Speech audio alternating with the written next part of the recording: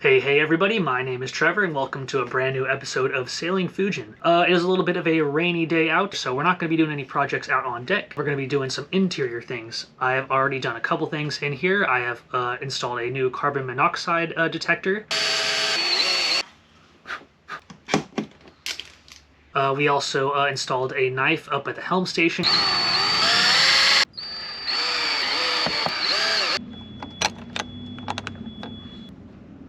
And one other small thing we took care of, we put a latch on that fridge finally.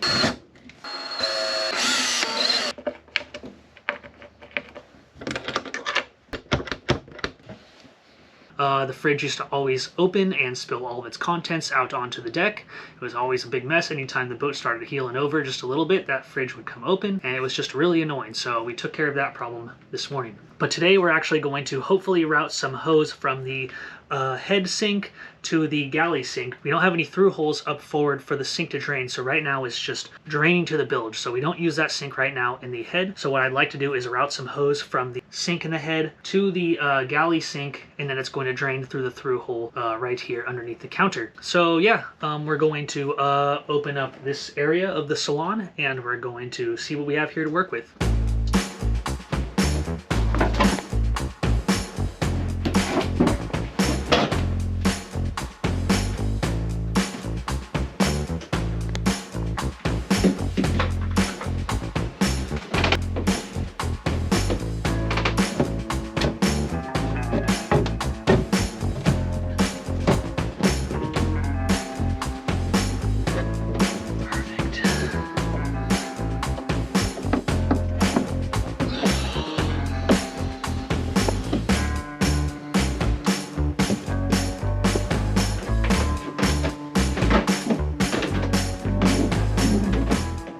So I have to get this hose over the top of this bulkhead here, which I'm worried about routing it above the bulkhead, because if I do, I think this is higher than the sink drain. So that means if the sink is running, it's just going to backflow into the sink bowl because this bulkhead is higher than the sink. So that might be a problem. I might have to actually cut a hole in the bulkhead right here so it stays lower than the drain. Might be going to Home Depot. So I've just got a realization that I have the same problem on this side of the bulkhead, where the hose comes through the bulkhead on this side. It's just about as high as here on the sink, so that's obviously above the sink drain. So if the sink is running, basically it's going to fill up the sink bowl before it fills up the hose, and that's not what we want. So yeah, I'm going to have to rethink this and possibly go through a different route here. So what I think we can do is, instead of going above in these cuddies, running the hose through there, we could go below and run it next to the blackwater tank, because that is obviously well below the sink, and I don't think we'll have any backflow problems there. Yeah, so that should just work out just fine. So I'm gonna have to go to Home Depot to get the hole saw for the same thing, so we can cut some holes in the bulkhead. So here we go. So it turned out that I didn't need to cut any holes in the bulkhead. I found a crevice that was low enough to not affect drainage flow that was just forward of the blackwater tank. It was pretty much the same situation back aft. I found another access point that the hose could run through and still stay well below the sink drainage point. It turned out to be pretty easy and uneventful routing the hose the rest of the way to the galley sink drain lines. Okay, so we've routed the hose now from the head finally, the right way this time, and it's coming back aft, and it has to go to this sink line here. It's going to connect with this sink line here, but it's got to go underneath, through, and up into the sink.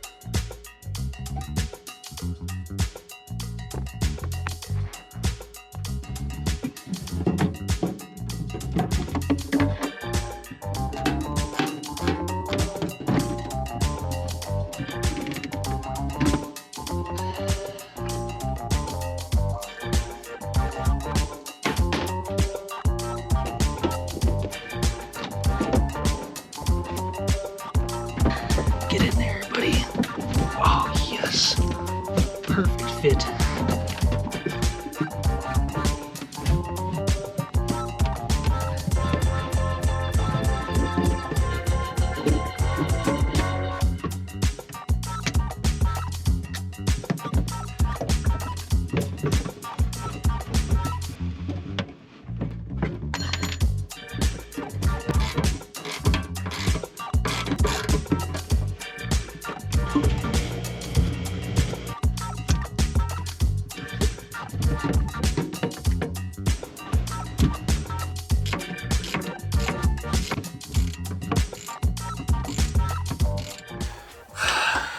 Alright guys, well I am all out of hose clamps and I still have to go back to West Marine tomorrow to get that fitting for the head sink. So that's about it for today. That's all I'm going to be able to get done. I still need 6 more hose clamps and they're like $8 a piece each. That's crazy. What is that? 6 times 8? I can't do math right now. 42. So that's $42 in hose clamps I'm going to have to get, which is great. You know, I've already spent $200 today. $200 on hoses and hose clamps, essentially. So yeah, we'll pick this back up in the morning.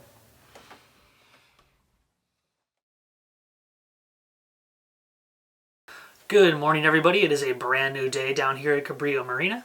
I have went to West Marine already this morning and I picked up some hose clamps for our project. Spent a full $60 on 6 hose clamps. Love spending that much money on hose clamps. So we're just gonna start connecting our hoses to the galley sink and get all that straightened away. As for the sink in the head, I couldn't find the right fittings to connect the hose to the sink, so I might have to go to a different West Marine, maybe in Newport, maybe in Marina Del Rey, but yeah, we're going to have to wait on that a little bit. So we're just going to focus on getting the sink in the galley straightened away, and yeah, let's just jump right in.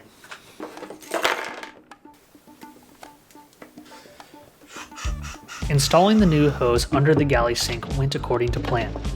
It is common practice to use 2 hose clamps on every fitting that is linked to a through hole below the water line. With there being 7 fittings to connect the hoses to, I needed 14 hose clamps, which means I spent a total of $112 on these little stainless steel rings. I might have been able to use some of the old hose clamps, but they were honestly looking pretty weathered and ready for retirement. It sucks having to spend money like this on small, non-exciting items, but in the end, it's cheap insurance, and it can make the difference between your boat floating or sinking. After everything was installed, I ran the galley sink to see how everything flowed down below. Here you can see the water flowing down from the galley sink. Most of it is going down through the through hole through the wet exhaust hose, but some of it is flowing back towards the sink in the head. I'm hoping this doesn't become a problem, and that once the line becomes full, it'll drain out through the through hole before filling the sink in the head. Unfortunately, I won't be able to fully test this out until I can get a fitting for the sink drain in the head, which won't be till next week. Yeah. So I closed the plumbing project for the day and moved on to a small, quick project. There were a few scuff marks on the hole from rubbing against the dock when I was towed in a few weeks ago, and it was finally time to remove them.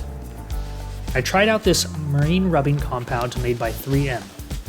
I'm not sure if this is the right product to use, but it worked pretty well at getting those rubber marks off. Let me know in the comments below if you guys have any products you recommend or like to use for taking off markings like these. After cleaning up the hole, I used the product in the cockpit to clean up some marks my canvas and plastic solar lights left when they were torn down in one of the many recent storms we've had.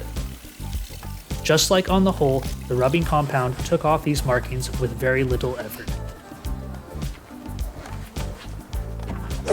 Hey everybody, we are up here in my living room right now, and behind me is my canvas that I used to have over the cockpit before it got destroyed in that storm that one time.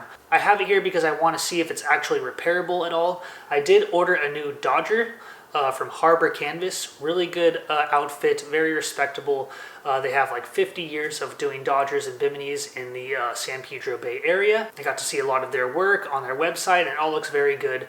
So I actually did put a down payment for a Dodger, not a Dodger and Bimini. It was a little bit expensive for both. They quoted me about $7,500 for both a Dodger and a Bimini set, brand new stainless steel and canvas, which is obviously a little bit over budget for me, so I just told them I want to do the Dodger for now, and we're going to hold off on the Bimini, which should be around $4,000, which, you know, my tax return should cover. But until then, I would like something to keep the cockpit shaded, especially since we are going to the Long Beach Grand Prix in a couple weeks. I'm going to have a slip there in Rainbow Harbor, and it would be nice to be able to have some drinks out in the cockpit without getting completely fried by the sun. So yeah, we're taking a look at this thing today. Looks pretty ratted up, torn up. One of my buddies down at the marina says he has a sewing machine that I might be able to use, so I might do that. Or I might just take it into a tailor or something and see if they can sew it up for me. Depends on how I'm feeling. So pretty much that's it. That's going to be it for this episode. A little bit of a short video this week. You know, sorry it was a little bit boring. Not a lot of stuff going on. It's raining every day out here. You know, there's only so many projects you could do inside, and I know running hose throughout the boat is not the most exciting thing, but we will have good things coming up. We will have a lot of adventures. We will be going to Newport in a couple weeks. We're going to have the Grand Prix